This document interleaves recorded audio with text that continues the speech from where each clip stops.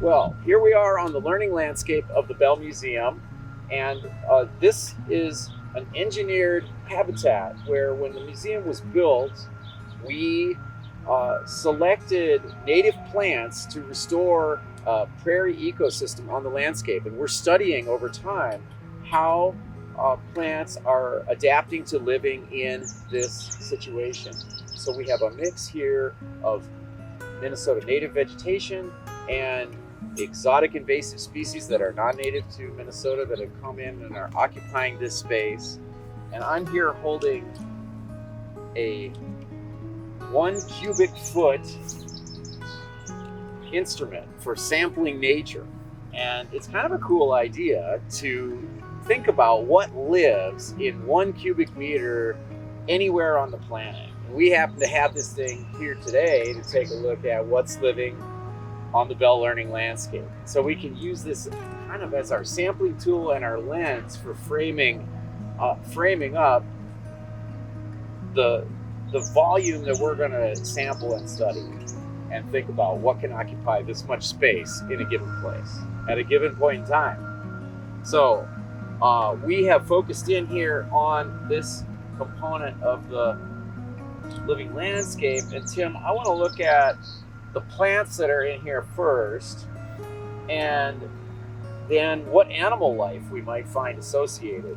And so what I'm seeing inside the cube at the moment is some common yarrow that's in flower with these white petals.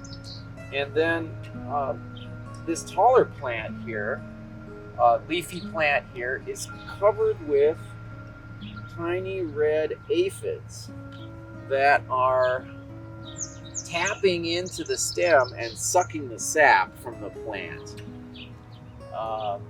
There are hundreds of them of all different sizes.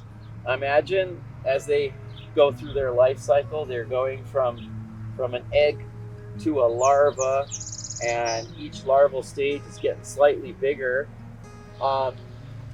There's insect food here for other animals. And in fact, taking a closer look, there's some predators in here. There are ladybug beetles in here, but they don't look like the typical ladybugs that we're used to seeing, which is the adult stage of the life cycle. In fact, these are ladybug larvae, and they look really different.